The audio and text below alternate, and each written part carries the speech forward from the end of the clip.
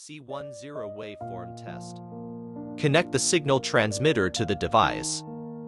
Sine wave, 1 Hz. Frame ratio is 50%. This is a square wave.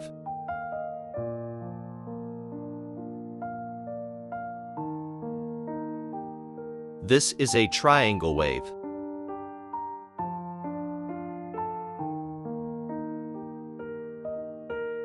Sawtooth wave. It can be seen that the C09 and C10 waveform tables have waveform testing capabilities. It can be said to be an oscilloscope for DC power supply.